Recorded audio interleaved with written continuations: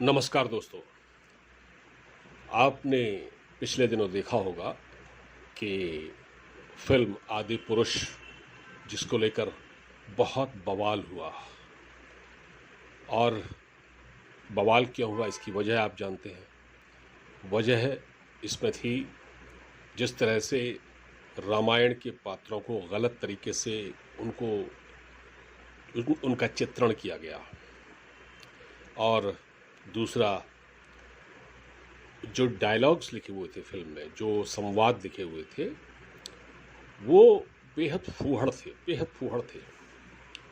तो आज मैं ये वीडियो इसलिए आपको बना रहा हूँ। मैंने एक क्वेश्चन रेज किया है कि क्या जो मनोज मुंतशिर और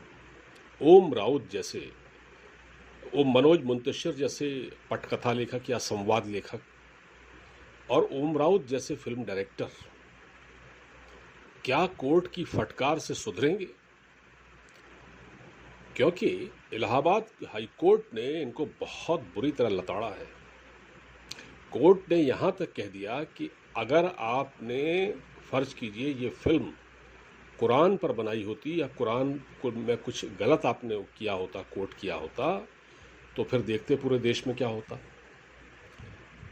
तो कोर्ट को इसलिए कहना पड़ा क्योंकि देखिए, कोर्ट में भी तो इंसान बैठे हुए हैं ना। भले ही वो माननीय जज हों, लेकिन उनकी भी तो किसी न किसी धर्म में आस्था होती है।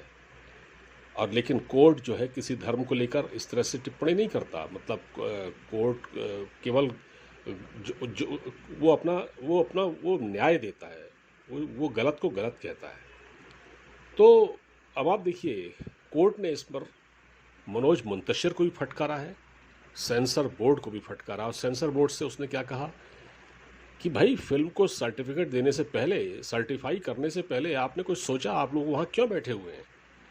मतलब ये मजाक हो गया है कि हर तीसरे चौथे महीने में कोई ना कोई ऐसा मतलब तमाशा होता है कि कोई फिल्म अचानक आती है और उसमें कोई ना कोई विवादित सीन होता है जिसको लेकर इस तरह की कंट्रोवर्सी हो जाती है।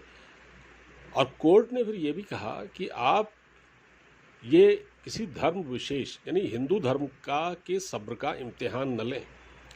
वो तो अच्छा है कि ये फिल्म उस धर्म पर बनी हुई है, ये फिल्म उस धर्म से वास्ता रखती है जिसके लोग बहुत सहिष्णु हैं। अगर ये फिल्म आपने इस्लाम या बाइबल पर बनाई होती तो फिर देखते क्या था, फिर कितनी लॉ एंड ऑर्डर की सिचुएशन खराब हो जाती। और आप लोग बेवकूफ़ समझते हैं, मतलब आप लोग सारे देशवासियों को बुद्धिहीन समझते हैं कि आपने इस तरह की फिल्म बनाई। देखिए, मनोज मुंतशिर ये सस्ती शोहरत हासिल करने के लिए और पैसा कमाने के लिए, इसका पूरा नाम है मनोज मुंतशिर शुक्ला। ये मुंतशिर इसने जो अपना तखल्लुस रख लिया है, थोड़ा बहुत उर्दू बोलता है और उसमें ये लफ्फ़ाज़ी करता है। और ये मैं आपको एक और बात बता दूं, इसकी जो वाइफ है नीलम मुंतशिर, वो किन लोगों को अप्रिसिएट करती है, जैसे राणा अयूब, जो एंटी नेशनल बातें करती है अमेरिका में बैठकर, जिस पर मनी लॉन्ड्रिंग का केस चल रहा है। ये उसकी जो इस्लामिस्ट समूह है, ये उनका समर्थन करती है। तो ये बात ऑन रिकॉर्ड है, ये गलत बात नहीं है। इसको आप गूगल पर कहीं सर्च करके पढ़ सकते हैं। और ये खुद को राष्ट्रवादी बनता है।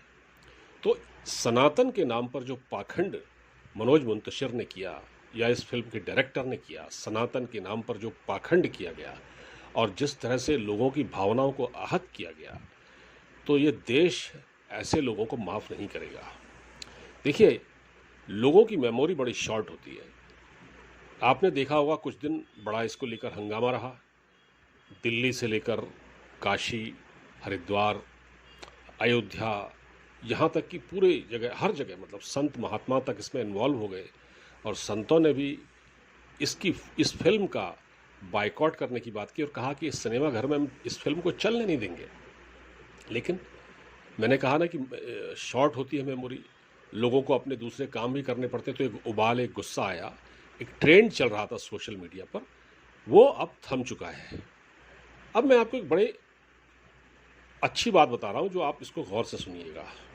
80 के दशक में आपने देखा होगा कि रामानंद सागर की रामायण आई थी, जिसको रामानंद सागर, जिसके लेखक पटकथा लेखक थे रामानंद सागर, उन्होंने डायरेक्टर थे रामानंद सागर, उन्होंने रामायण सीरियल बनाया था।